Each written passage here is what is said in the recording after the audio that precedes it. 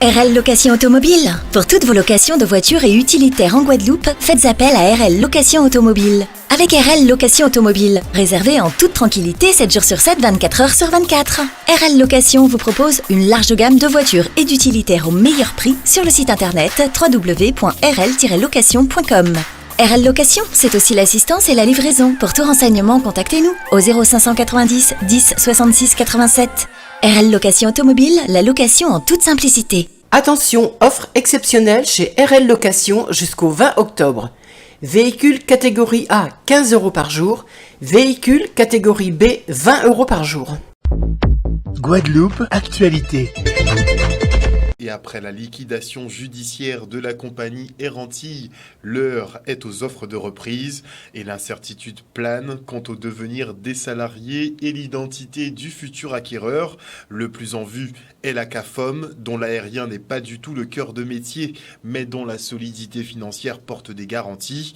CAFOM qui souhaite faire appel à l'expertise de l'ex-PDG d'Air Antilles, Éric Coury, ce que le ministère des Transports refuse catégoriquement. Habitué au déclin de compagnies ultramarines, les autorités souhaitent mettre fin à un cycle de gestion douteuse. En attendant, la tension monte entre les agents favorables à la CAFOM et le CSE d'Air Antilles qui déplore la manipulation de leurs collègues. Le reportage d'Olivier Félix. Aujourd'hui, il était important de dire à la presse notamment qu'il ne faut pas confondre. Les élus du personnel sont des personnes formées et qui travaillent sur des dossiers. Et il y a peut-être d'autres personnes qui expriment leur opinion, mais qui sont complètement à la marge et qui sont d'ailleurs, nous on l'a constaté, ce sont des personnes qui sont souvent manipulées et souvent qui ont peur. Mais en tout cas, les représentants du personnel ont travailler sur des propositions, des solutions, des questions qui permettent de sauver le maximum d'emplois, bien évidemment, de regarder les dossiers, de tout analyser pour qu'il y ait le plus de transparence possible par rapport aux dossiers qui nous ont été soumis. Nous voulons faire entendre une autre voix. Une voix justement dans laquelle on dénonce l'attitude du CSE à travers tout ce qui a été dit. Le CSE s'est retrouvé dans une position à défendre une certaine catégorie du personnel, ensuite confisquer les opinions de façon que nous, on n'a pas eu la possibilité d'émettre notre voix, de dire ce qu'on pensait dans ce dossier. Non, ce n'est pas une cabale contre M. Coury. En l'occurrence, la CAFOM a retenu l'attention du CSE. L'offre de la CAFOM a retenu l'attention du CSE. Par contre, effectivement, il est de manière notable que la CAFOM n'est pas un spécialiste de l'aérien, souhaite effectivement prendre M. Coury en qualité de conseil. Il prévoit de maintenir l'intégralité des moyens, des lignes. Il prévoit effectivement de supprimer quand même 102 postes, supprimer la base Martinique, ce qui n'a que peu de cohérence économique. On note effectivement à l'audience du 21 septembre que le ministère public s'est indigné de voir apparaître M. Coury dans leurs propositions, même en qualité de conseil. Les administrateurs, les liquidateurs judiciaires ont suivi aussi cette position. Donc non, en tout état de cause, il faut bien comprendre que si l'offre CAFOM est reçue en l'état par le tribunal de commerce, on parle d'abandon de dettes qui sont extrêmement conséquents. On a plusieurs dizaines de millions, des PGE, c'est quand même pas rien. Et puis paradoxalement, on rappelle que la déclaration de cessation de paiement elle est intervenue pour 300 000 €. Vous savez, M. Coury avait comme actionnaire minoritaire chez CARE M. André Sada. M. André Sada est aussi actionnaire minoritaire à la CAFOM. On se porte en grand sauveur alors que pour 300 000 €, on aurait pu éviter tout ça. On aurait pu faire rentrer la CAFOM au capital de CARE avant de déposer le bilan. Voilà. Toute cette situation, en fait, nous ne l'avons pas voulu. C'est la gestion de l'entreprise qui a conduit à cette situation. Et on ne peut pas revenir sur cet état de fait. Les salariés, dans leur vaste majorité, sont mécontents. Et le spectre de voir ce système perdurer, revenir, se remettre en place, c'est quelque chose qui est inacceptable.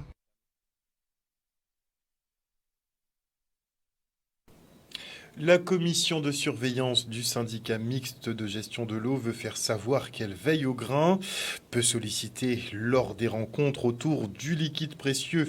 L'instance mise en place il y a 2 ans opte pour la transparence avec les usagers et pour être plus effectif, les membres collectent des informations relatives au fonctionnement de la production, de la facturation et la comptabilité du syndicat mixte. Regardez.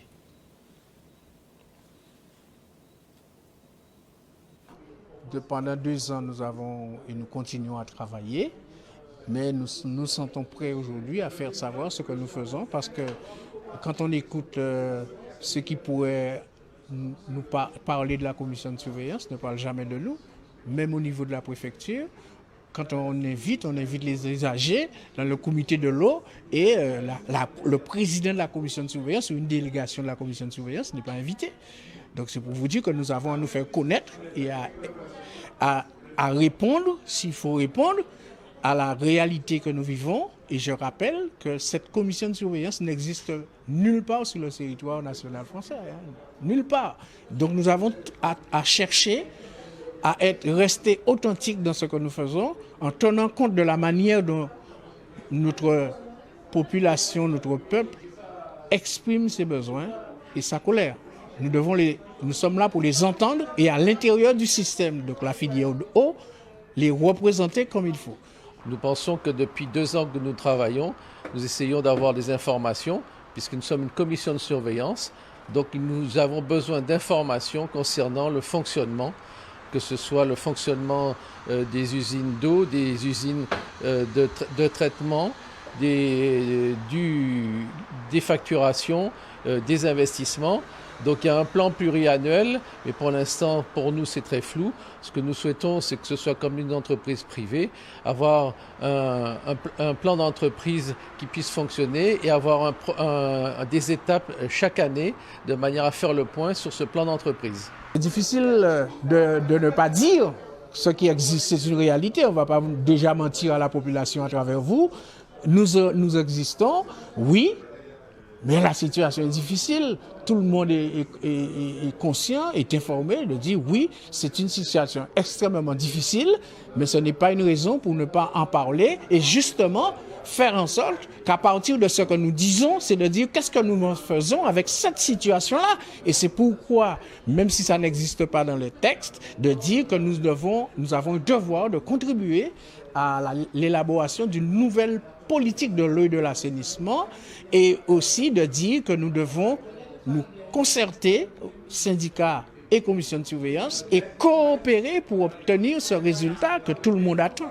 Nous nous mettons en place parce qu'il faut que nous nous battions pour avoir les informations.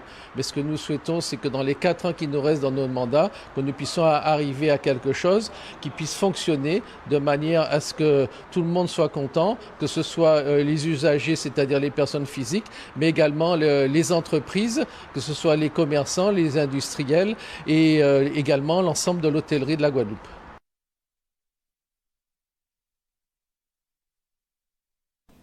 Tous les mercredis de ce mois, la société Théou invitait la population à échanger autour de pathologies graves.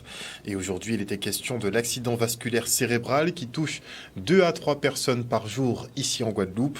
Un véritable problème de santé publique pour ces spécialistes de la téléassistance qui mettent en avant le besoin de sécuriser ses proches vulnérables. Regardez.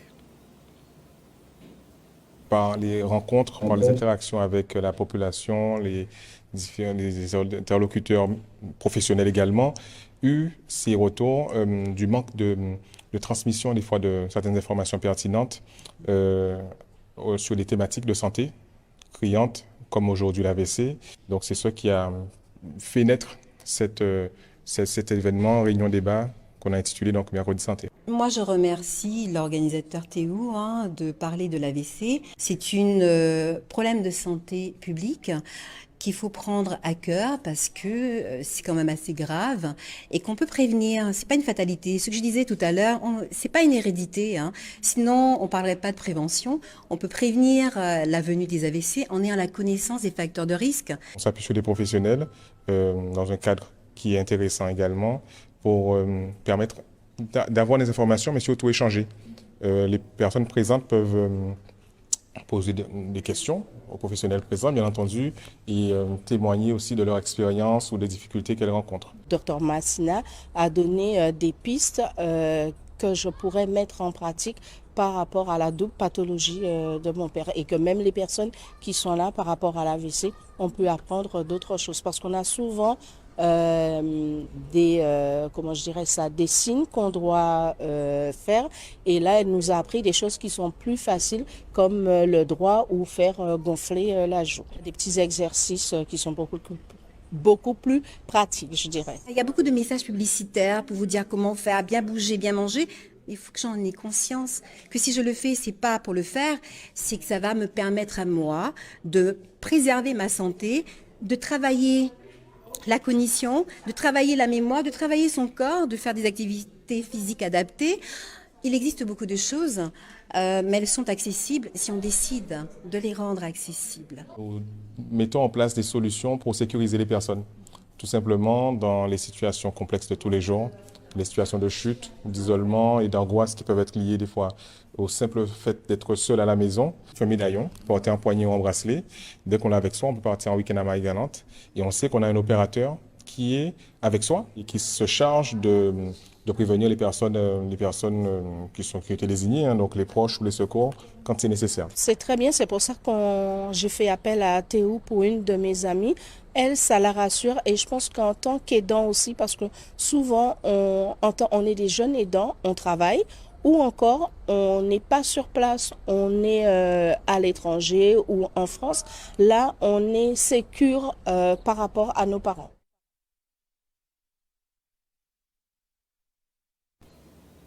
Et maintenant, on part pour la semaine de la création d'entreprises au Pôle emploi de Pointe-à-Pitre. C'est important pour nous. L'agence de Pointe-à-Pitre s'occupe des demandeurs d'emploi de Pointe-à-Pitre qui sont hyper entreprenants puisqu'ils sont présents à l'appel de la directrice d'agence. Donc elle a convié toutes les personnes qui avaient un projet de créer une entreprise en un seul lieu pour que ces personnes aient accès à l'information. Donc il y a le conseil régional, le conseil départemental, la CCI, l'ADI, ainsi que les agents de Pôle emploi qui peuvent renseigner sur les aides auxquelles ils peuvent prétendre. En 2022, il y a eu 7849 demandeurs d'emploi qui ont créé leur entreprise en Guadeloupe, donc sur toute la région Guadeloupe, soit une hausse de 16%. Cette hausse de 16%, on peut dire qu'en effet, ça a suscité beaucoup d'envie chez les personnes de vouloir créer leur entreprise. Le contexte justement que nous avons connu et que vous connaissez a permis aux gens de réfléchir et de se dire pourquoi pas me lancer en tant que créateur d'entreprise. Pour moi, ça a été une importance de venir aujourd'hui parce que bientôt je compte ouvrir mon entreprise dans l'alimentation. Donc je suis venu pour avoir des renseignements sur tous les dispositifs que je peux avoir avant d'ouvrir mon entreprise en fait. Au moment où je vous parle, nous avons plus d'une centaine de demandeurs d'emploi qui ont ce projet justement de création d'entreprise. Et je peux vous dire que ce matin, à l'ouverture, dès 7h30, ils étaient tous là, tous présents. Et malgré la chaleur, ils sont restés, ils sont là pour pouvoir obtenir les informations leur permettant de poursuivre leur projet de création d'entreprise, en tout cas d'aboutir, d'obtenir les questions liées au financement, puisque c'est la principale question, comme vous le savez, de savoir j'ai un projet, mais qui peut m'accompagner, quel partenaire pourrait m'accompagner, tout dépend du projet que j'ai. C'est super. Franchement, il n'y a rien à dire par rapport à ça. On a une prestation de création d'entreprise qui dure 3 mois à peu près, qui permet aux demandeurs d'emploi de travailler leur projet du projet jusqu'à la création de l'entreprise. Il existe également des ateliers leur permettant de savoir où ils en sont et de travailler sur un point particulier de la création d'entreprise. Ça peut être comment j'organise ma création d'entreprise, ça peut être également comment je fais une étude de marché, ça peut être quelles sont les aides qui sont à ma disposition pour créer mon entreprise.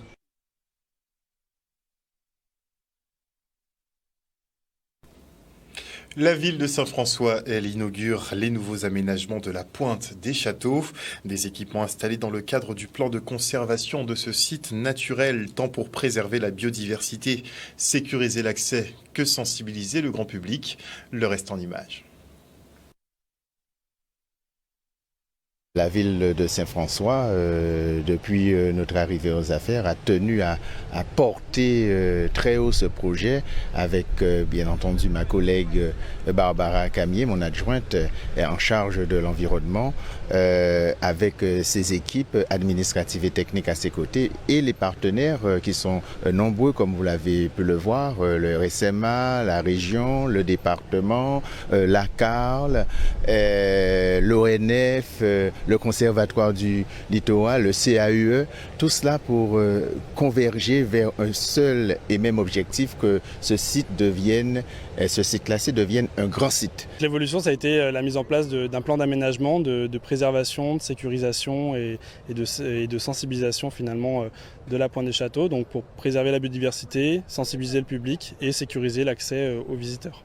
On a la fierté de vous présenter à la fois des travaux de sécurisation du site pour les visiteurs, mais surtout un véritable parcours qui souligne tout le potentiel et toute la richesse du site de la Pointe des Châteaux. Ça va des écosystèmes forestiers terrestres au milieu marin. Ça passe par la valorisation des espèces d'oiseaux ou d'autres animaux qui sont présents sur le site, et puis bien entendu la végétation caractéristique de ces écosystèmes qui sont composés à la fois de forêts sèches, de zones humides, avec la présence des salines. Alors ce que j'ai retenu, c'est plus de ce qu'ils nous ont parlé par rapport à la Pointe des Châteaux, le fait qu'il y a des espèces protégées ainsi que des plantes aussi. J'ai beaucoup appris par rapport à la Pointe des Châteaux. Alors là, donc c'est une première phase effectivement dans le cadre de l'OGS, donc c'est l'opération Grand Site qu'on a commencé en 2001, qui a été un peu en stand-by en 2015, qu'on a relancé en 2018-2019, et donc aujourd'hui c'est cette première phase de relance, et on prévoit une deuxième phase, donc plutôt axée sur la sécurisation au niveau de la route, puisqu'on a des difficultés d'accès pour les piétons, de sécurisation des piétons qui accèdent sur la Pointe des Châteaux, donc là c'est plutôt axé sur la mobilité, le stationnement et l'accessibilité. Le message que je voudrais faire passer, c'est de surtout protéger la Guadeloupe, parce que la Guadeloupe c'est une belle île, et surtout la laisser propre pour nos futurs à venir, parce que ce pays en nous belle.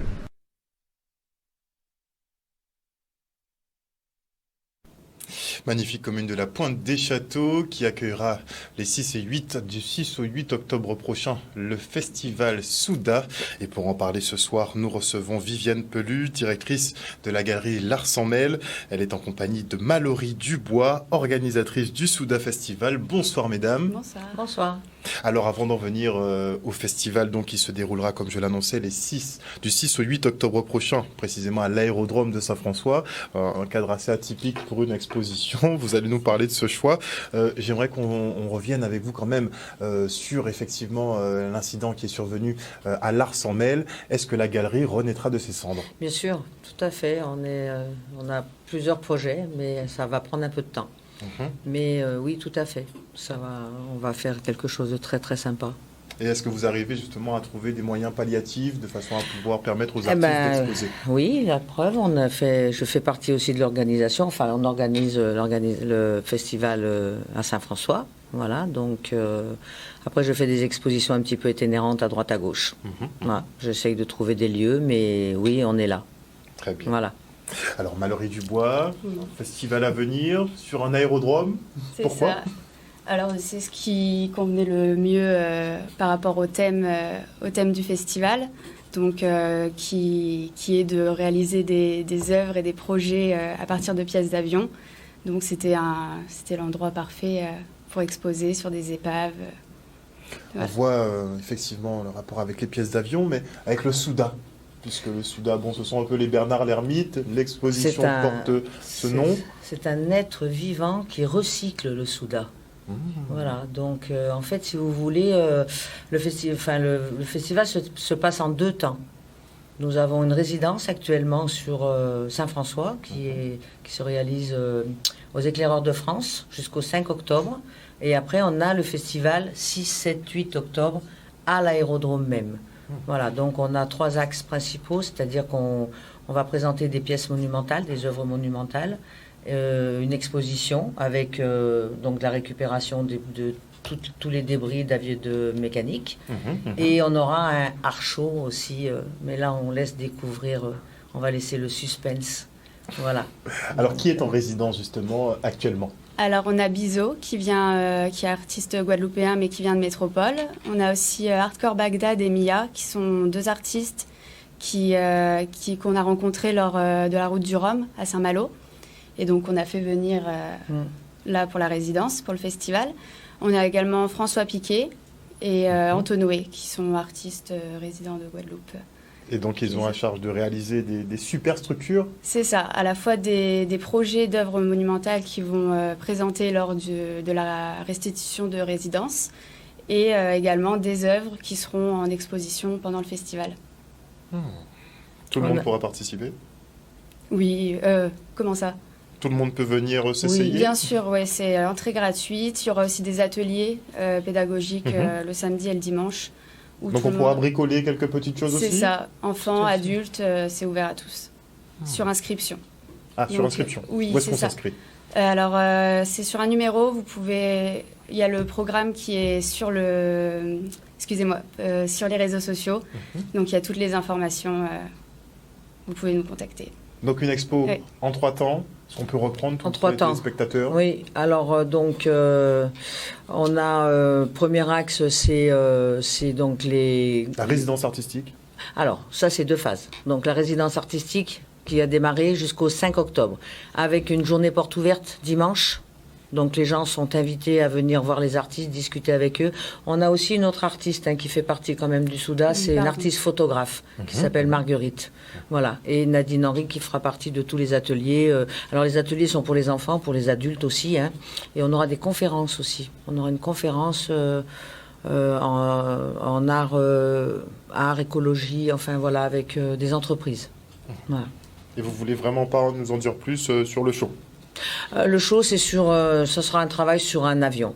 Voilà. Mais après, on vous laissera découvrir. Sinon, si on vous dit tout maintenant, c'est pas marrant. Il faut venir. Voilà, l'entrée est gratuite. Donc, le vendredi démarre à 17h. 17h minuit avec un concert, Trio Flow, animé par René Mouve. Le samedi, c'est 14h minuit aussi. Et le dimanche, ça sera 14h, 20h. Voilà. Donc, tous les après-midi, du tous 6 les au 8 octobre. C'est ça. Le rendez-vous est donné donc à l'aérodrome de Saint-François. C'est en collaboration en partenariat avec l'aérodrome de Saint-François, la mairie de Saint-François aussi. Voilà, donc, parce que j'ai entendu tout à l'heure qu'il y avait aussi quelque chose le 6 et le 8, au 8. Mais voilà, c'est pour les fêtes patronales ou voilà, je sais pas, sur Saint-François. Donc, ça va bouger, en tout cas, du côté de Saint-François. Ça va bouger, voilà. Et est-ce qu'on aura quelque chose qui va voler ? Je demande à tout hasard. Je ne sais pas. On ne sait pas. Mais en tout cas, on aura des choses qui sont suspendues, c'est sûr. Voler, voilà. On est sur un aérodrome, on a quand même des contraintes, de la sécurité à respecter. On imagine aussi. Voilà. Donc, ça a été très, très difficile déjà d'avoir le lieu. Donc, mais on languit quand même. Mais c'est déjà une réussite. Écoutez, oui, c'est quand même le premier festival sur l'aviation qui se passe sur la Caraïbe, quoi. Donc, voilà, et notamment en Guadeloupe.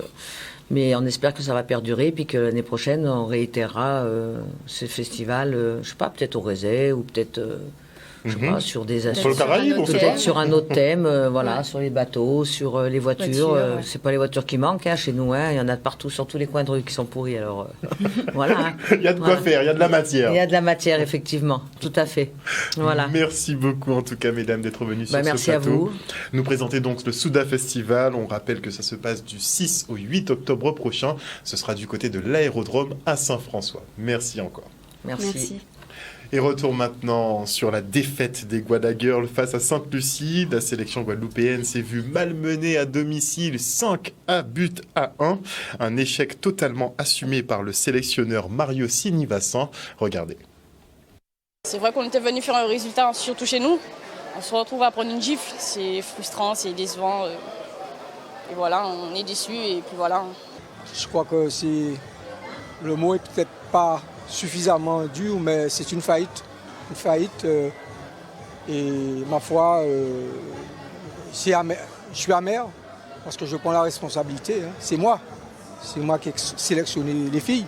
C'est moi qui ai choisi les filles. Donc le premier responsable de la défaite, c'est moi. J'endosse entièrement cette responsabilité. C'est difficile, très difficile pour l'instant à analyser, mais le constat est rude. Nous sommes chez nous, nous prenons une raclée. Et en plus, c'est qu'on ne s'est pas procuré beaucoup d'occasions, très peu d'occasions. Donc ça laisse à réfléchir. Je suis amer ce soir. On n'a pas été bon, je dirais que collectivement, individuellement, on n'a pas été bon, on n'a pas été sous l'adversaire. Elle a eu plus faim que nous. Et à la fin, c'est le meilleur qui gagne. Basically, it's been a while since we last took part in a female tournament, 4 years now. So with this tournament, ça fait longtemps qu'on n'a pas participé à des compétitions, ça fait 4 ans.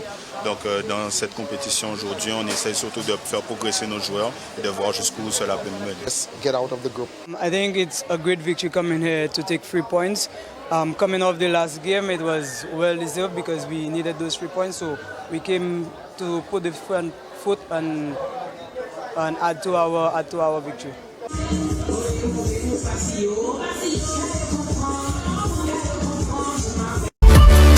O News Radio sur outremernews.fr.